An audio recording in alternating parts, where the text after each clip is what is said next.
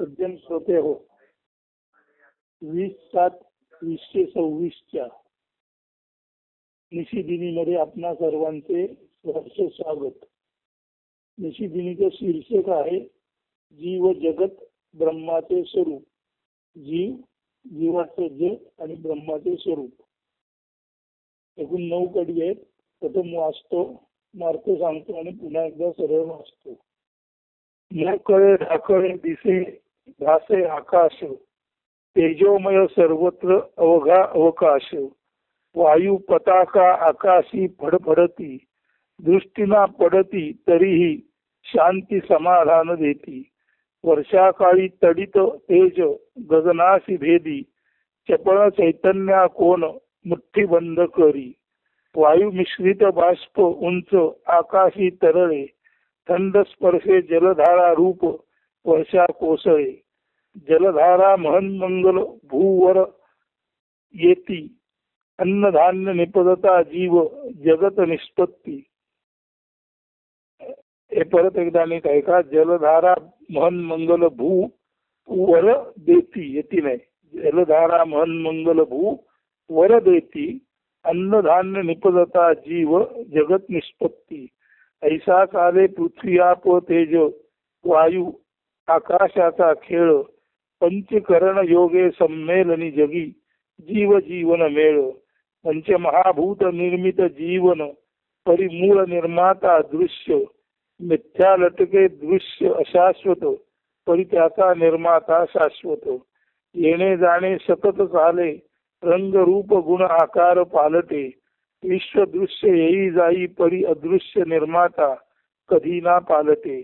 शाश्वतासी निर्मात्यासी नाव काही नसे, शिव विष्णू सहस्रनामी तेची ब्रह्म संबोधन असे.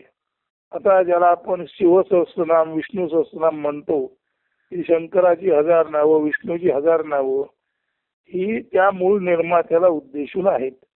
आणि विष्णूची 1000 नावं असोत, शंकराची 1000 नावं असोत किंवा इतरही अनेक नावं असोत, ती त्या निर्मात्याची आहेत. आणि त्या निर्मात्याला तर प्रत्यक्षात नावच नाही, निर्माता अनामिक आहे.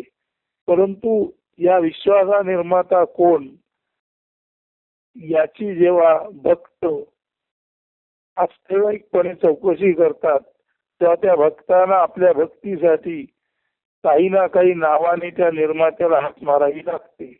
तेव्हा हा जो निर्माता अनामिक आहे त्याला वेगवेगळ्या नावाने हाक मारता मारता विष्णू सहस्रनाम आलं, शिव सहस्रनाम आलं आणि अनेक देवी सहस्रनाम आलं, अशी अनेक नावं आली. परंतु अनेक नावं असलेला तो जो निर्माता आहे तो तर वास्तवात अदृश्य आहे, दिसत नाही. आणि त्या कारणाने त्याला रंगरूप आकार नाही आणि नावही नाही. म्हणून त्या अनामिक निर्मात्यालाच हाक मारण्यासाठी शिव सहस्रनाम, विष्णू सहस्रनाम अशी सहस्रावधी नावे जन्माला आली. आणि या सहस्रावधी नावांचं शेवट एक रूप म्हणजे ब्रह्म. ते शिव विष्णू सहस्रनामामध्ये त्या अनामिक निर्मात्याला ब्रह्म हे संबोधन वापरलेले आहे. म्हणून जीव जगत ब्रह्माचे स्वरूप असं त्याचं आहे. आता एक कडवं वाचतो आणि प्रथम हा पंचमहाभूतांचा खेळ कसा चाललाय बघा. मोकळे ढाकळे दिसे भासे आकाश, तेजोमय सर्वत्र अवघा अवकाश. हे जे आकाश आहे ते मोकळं ढाकळ दिसतं आणि भासतं. भासतं म्हणजे प्रकाश रूपाने ते जाणवतं. म्हणून आकाश मोकळं ढाकळ आणि प्रकाश रूपाने भासमान असलेलं आहे. आणि ते प्रकाश रूपाने भासमान आहे म्हणूनच तेजोमय सर्वत्र चैतन्यमयता किंवा तेजमयता, प्रकाशमयता असते. अवघा अवकाश आणि एवढं असून ते आकाश त्याला स्पर्श करायला गेलं तर त्याला स्पर्श करता येत नाही. आकाश ही खऱ्या अर्थाने अवकाश म्हणजे रिक्त मोकळी जागा आहे. म्हणून अवकाश म्हणजे मोकळी जागा.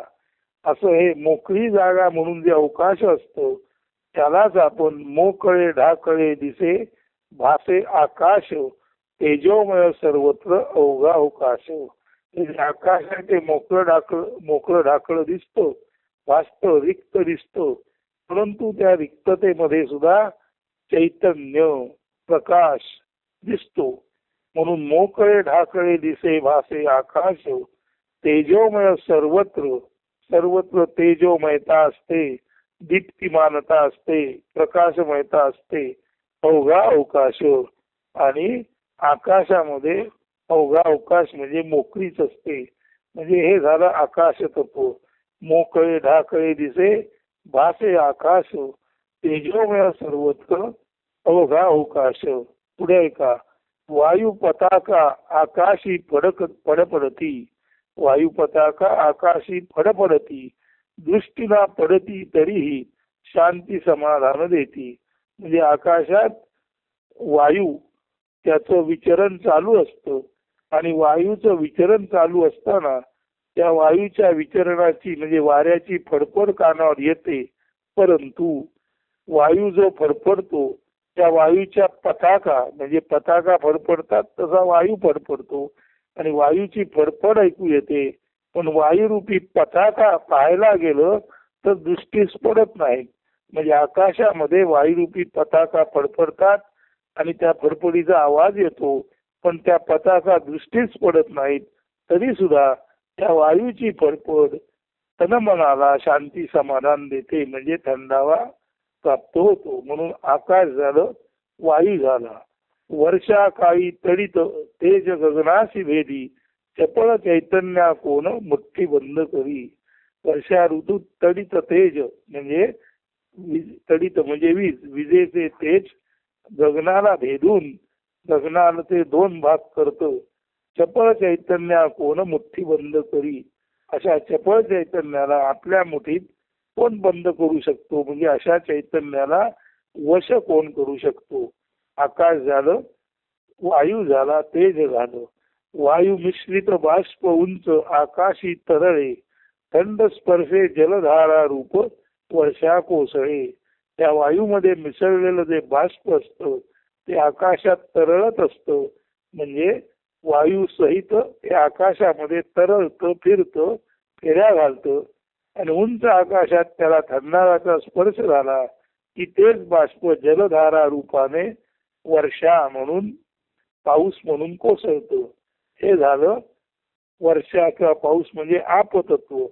जलधारा म्हण मंगल भू वर देती, अन्नधान्य निपजता जीव जगत निष्पत्ती.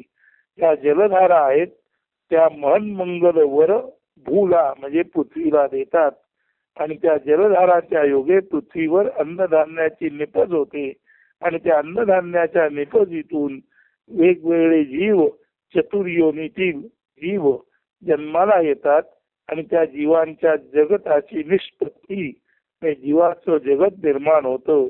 आता चतुर्योनी कुठल्या आहेत? अंडज म्हणजे अंड्यातून जन्माला येणारे, स्वेदज घामातून जन्माला येणारे, जारज म्हणजे वारीतून जन्माला येणारे आणि उद्भिज म्हणजे जमिनीतून वर येणारे. तर अंडज, उद्भिज, वारज, स्वेदज या ज्या चतुर्योनी आहेत त्या चतुर्योनीतील जीव आणि त्यांचं जीवन हे जन्माला येतं. कधी? जेव्हा जलधारा पृथ्वीवर कोसळतात आणि त्या जलधारा पृथ्वीला वर देतात म्हणजे वरदान देतात आणि त्या वरदानामुळे पृथ्वीतून अन्नधान्य निपजतं आणि अंडज, जारज, स्वेदज, उद्भिज या चतुर्योनीतील जीव आणि त्यांचं जगत, त्यांची निष्पत्ती त्यांची निर्मिती होते. आता बघा, ही जी 5 कडवी आहेत त्यात खालून वर भू म्हणजे पृथ्वी, वर्षा म्हणजे आप म्हणजे पाणी, तेज म्हणजे पृथ्वी, आप, तेज, नंतर वायू आणि आकाश. म्हणजे ही जी 5 कडवी आहेत ते वरून आकाश, वायू, तेज, वर्षा आणि भू आणि पृथ्वीवरून भू म्हणजे पृथ्वी, आप म्हणजे पाणी, तेज म्हणजे चैतन्य, वायू म्हणजे वारा आणि आकाश म्हणजे मोकळी जागा. तेव्हा आपण आकाश, वायू, तेज, पाणी आणि भू ही पंचमहाभूत पाहिली. ऐसाच आले पृथ्वी, आप, तेज, वायू, आकाशाचा खेळ. तर या आकाशापासून पृथ्वीपर्यंत, पृथ्वी आप तेज वायू आकाश या 5 एलिमेंट्स किंवा ज्याला आपण मूलतत्व म्हणतो किंवा पंचमहाभूत म्हणतो त्यांचा खेळ चालतो. पंचीकरण योगे संमेलनी जगी जीव जीवन मेळ. तर पृथ्वी आप तेज वायू आकाश या पंचमहाभूतांचा एक विशिष्ट पद्धतीने मेळ म्हणजे ती एकत्र आणली जातात, त्याला पंचीकरण म्हणतात. म्हणून पृथ्वी आप तेज वायू आकाश या 5 फंडामेंटल्स म्हणजे या 5 मूलद्रव्यातून किंवा या पंचमहाभूतातून त्यांच्या विशिष्ट तऱ्हेच्या एकत्रीकरणातून पेशींची रचना होते आणि त्या पेशींतून शरीर किंवा काया निर्माण होते आणि शरीर आणि कायायुक्त जीव आणि त्यांचं जगत पुढे वाढीस लागतं. म्हणून प्रथम पंचमहाभूत पाहिली आणि पंचमहाभूतांच्या पंचीकरण या विशिष्ट तऱ्हेने एकत्र येण्याच्या पद्धतीतून पेशींची निर्मिती होते आणि त्या पेशीतून जीवांची निर्मिती होते आणि जीव आणि जीवांचं जीवन असा मेळ म्हणजे असं एकत्रितपणे खेळ तिथून खेळला जातो. म्हणून जीव आणि जीवन यांचा मेळ साधून जीव जगत आणि त्याला कंट्रोल करणारा ईश्वर यांचा खेळ इथे चालू आहे. पंचमहाभूत निर्मित जीवन तरी मूळ निर्माता दृश्य. तरी पंचमहाभूत निर्माण करणारा आणि त्यांच्या पंचीकरणातून जीव जगत निर्माण करणारा असा जो निर्माता आहे तो निर्माता दृश्य आहे. परंतु पंचमहाभूताने निर्मित जीवन जे आहे ते आपल्या दृष्टीस येतं. म्हणून निर्मिती दृश्य रूपाने आहे, त्याचा निर्माता दृश्य आहे. मिथ्या लटके दृश्य अशाश्वत. परंतु ही दिसणारी जी निर्मिती आहे ती मिथ्या आहे, लटकी आहे, म्हणजे तात्पुरत्या स्वरूपाची टेम्पररी आहे. तरी त्याचा निर्माता शाश्वत आणि त्याचा निर्माता जो दिसत नाही तो मात्र शाश्वत आहे. आणि निर्मात्याची निर्मिती जी दिसते ती दिसून सुद्धा ती अशाश्वत आहे. अशा अर्थी निर्माता म्हणजे ब्रह्म, त्याला सत्य म्हणतात, परमसत्य म्हणतात. आणि त्याची निर्मिती येणारी जाणारी म्हणून त्याला मिथ्या, मिथ्या म्हणजे खोटं नव्हे तर अशाश्वत, टेम्पररी, काही काळ राहणारी असं म्हणतात. 8वं कडवं, येणे जाणे सतत चाले, रंग रूप गुण आकार पालटे, विश्व दृश्य येई जाई परी, अदृश्य निर्माता कधी ना पालटे. हे येणे जाणं सतत चालूच असतं, रंगरूप गुण आकार पालटतच असतात, विश्व दृश्य येतं जातं, परंतु येणार जाणार सतत रंगरूप गुण आकार पालटणार विश्व दृश्य जो निर्माण करतो त्याचा अदृश्य निर्माता मात्र कधीच पालटत नाही. म्हणजे विश्व निर्माता कधी दिसत नाही आणि न दिसताही हे दृश्य जगत जे येणार जाणार अशाश्वत जगत आहे ते सातत्याने येत जात आहेच आहे. शाश्वतासी निर्मात्यासी नाव काही नसे. हा जो शाश्वत आहे, हा जो निर्माता आहे, हा जो अदृश्य आहे त्याला खऱ्या अर्थाने काही नाव नाही. म्हणूनच त्याला अज्ञात म्हणतात, इंग्रजीत त्याला अननोन म्हणतात, किंवा मराठी संस्कृत मध्ये त्याला अज्ञात ब्रह्म म्हणतात. म्हणून शाश्वतासी निर्मात्यासी नाव काही नसे, शिव विष्णू सहस्रनामी तेची ब्रह्म संबोधन असे. निर्मात्याला नाव नाही पण कोणीतरी निर्माता आहे, त्याला काहीतरी नावाने हाक मारली पाहिजे. म्हणूनच विष्णूची सहस्रनाम आली, शंकराची सहस्रनाम, सूर्याची, देवीची, गणपतीची, सर्व सहस्रनाम केवळ आणि केवळ या अदृश्य निर्मात्याला कोणत्या तरी नावाने हाक मारावी, भक्तिभावाने त्याला आळवावे. म्हणून ज्याला नाव नाही त्या अनामिकाला हजारो शेकडो नावानी, हजारो नावानी, कोट्यावधी नावानी संबोधिले जाते. म्हणूनच खऱ्या अर्थाने ऑल नेम्स आर नेमलेस. जे नेमलेस आहे त्याच्यासाठीच सर्व नावं जन्माला आलेली आहेत. अशा अर्थाने शाश्वतासी निर्मात्यासी नाव काही नसे, शिव विष्णू सहस्रनामी तेची ब्रह्म संबोधन असे.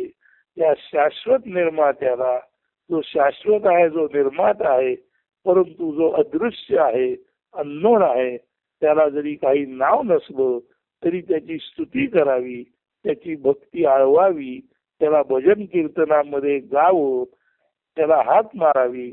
म्हणूनच ही सर्व नावे शिवसहस्रनाम असो, विष्णू सहस्रनाम असो, ही सर्व नावे त्या ब्रह्म म्हणजे त्या विराट अस्तित्वासाठी निर्माण झालेली आहेत. ब्रह्म हे सुद्धा नावच आहे. लहान म्हटलं तरी ते एका विशिष्ट आकाराचं नावच आहे, मोठं म्हटलं तरी ते विशिष्ट आकाराचं नावच आहे. परंतु हा जो निर्माता आहे तो दिसतच नाही, जो दिसतच नाही, जो दृश्य नाही, तोच हे क्षणभंगूर असलेलं विश्वदृश्य निर्माण करतो. अर्थात ते क्षणभंगूर असलं तरी पहिलं विश्व जाता जाता दुसरं विश्व येत असतं. विश्व कधीही नसतं असं कधीच असत नाही. फक्त विश्व सतत रंगरूप आकार गुणामध्ये आलटत पालटत असतं. म्हणून आलट पालट असणार, कायम शाश्वत नसणार, अशा आलटा पालटातल्या म्हणजे सतत स्थित्यंतरात असलेल्या विश्वाला मिथ्या म्हटलेलं आहे. मिथ्या म्हणजे खोटं नव्हे, मिथ्या म्हणजे तुलनेने कमी काळ तसंच्या तसं असणार, म्हणून ते अशाश्वत. आणि हे अशाश्वत दृश्य सतत वरचेवर जो निर्माण करतो तो निर्माता शाश्वत आहे. दृश्य दृश्य म्हणून दिसतं, परंतु त्याचा निर्माता शाश्वत असला तरी तो अदृश्य आहे, तो अननोन आहे. म्हणून त्या अननोन निर्मात्याला ब्रह्म म्हणतात. आणि हे ब्रह्मच हरवण्यासाठी, हाक मारण्यासाठी विष्णू सहस्रनाम, शिव सहस्रनाम या पद्धतीने हजारो लाखो नावाने ओळखलं जातं. यालाच कोणी लॉर्ड म्हणतो, यालाच कोणी अल्लाह म्हणतो, यालाच कोणी गॉड म्हणतो, यालाच कोणी ईश परमेश आत्मा परमात्मा ब्रह्म म्हणतो. तर आजचं हे जे काव्य पंचमहाभूत, त्या पंचमहाभूतांचा मेळ साधून होणारी जीव जगत सृष्टी म्हणजे पंचीकरण, आणि हे निर्माण करणारा निर्माता जो अदृश्य आहे परंतु जो कायमस्वरूपी आहेच आहे, आणि त्याने निर्माण केलेले दृश्य हे सतत आलटणारे, पालटणारे, बदलणारे, स्थित्यंतरातले आहे. हे दृश्य कधी नव्हते असं नाही, आणि हे दृश्य कधी नसेल असंही नाही, परंतु हे दृश्य सतत बदलात असतं. म्हणून दृश्य ते खोटे म्हणजे दृश्य ते खोटे, याचा अर्थ दृश्य कायमस्वरूपी तसंच्या तसं टिकणारं चिरंतर नसतं, ते अशाश्वत असतं. म्हणून दृश्य ते खोटे म्हणजे अशाश्वत ते खोटे, आणि शाश्वत ते सत्य म्हणजे निर्माता जो आहे तो सत्य आहे. परंतु दृश्य जे दिसते ते अशाश्वत, निर्माता जो अदृश्य तो जरी न दिसे तरी शाश्वत म्हणजे परम सत्य. अशा अर्थी जीव जगत आणि ब्रह्माचे स्वरूप या काव्यामध्ये आपल्याला सांगितलेले आहे. तर आता परत एकदा नीट ऐका. मोकळे ढाकळे दिसे भासे आकाश, तेजोमय सर्वत्र अवघा अवकाश. वायू पताका आकाशी फडफडती, दृष्टीना पडती तरीही शांती समाधान देती. वर्षाकाळी तडित तेज गगनाशी भेदी, चपळ चैतन्या कोल मुठ्ठी बंद करी. वायू मिश्रित बाष्प उंच आकाशी तरळे, थंड स्पर्शे जलधारा रूप वर्षा कोसळे. जलधारा मंगल भू वर देती, अन्नधान्य निपदता जीव जगत निष्पत्ती. ऐसा चाले पृथ्वी आप तेज वायू आकाशाचा खेळ, पंचीकरण योगे संमेलनी जगी जीव जीवन मेळ. पंचमहाभूत निर्मित जीवन परिमूळ निर्माता दृश्य, मिथ्या लटके दृश्य अशाश्वत, परी त्याचा निर्माता शाश्वत. येणे जाणे सतत काले, रंग रूप गुण आकार पालटे. विश्व दृश्य येई जाई परी, अदृश्य निर्माता कधी ना पालटे. शाश्वतासी निर्मात्यासी नाव काही नसे, शिव विष्णू सहस्र नामी परी तेची ब्रह्म संबोधन असे. तर आपण ज्याला ब्रह्म ब्रह्म म्हणतो ते काय आहे, जीव जगत त्याची निर्मिती कशी होते, पंचमहाभूतांचं स्वरूप काय आणि त्यांचे पंचीकरण याबद्दल हे अध्यात्मावर आधारित जे वर्णन आहे ते आहे. आणि हे जे पंचीकरण चालतं ते पंचीकरण चालताना नेमकं काय होतं याचा जर आपणाला याबद्दल जर आपल्याला उत्सुकता असेल तर वेद चूडामणी ज्याचं रूपांतरित नाव ज्याचं ठेवलेलं आहे हंसध्वनी, ते नारायण पाटणकर लिखित ग्रंथ आपल्याजवळ असेल तर पंचीकरण म्हणजे काय याचा त्यामध्ये साग्र संगीत परामर्श घेतलेला आहे. आपण जरूर ते वाचावे आणि पंचीकरण म्हणजे काय ते समजून घ्यावे. धन्यवाद. असतो. सुदिन सुप्रभात.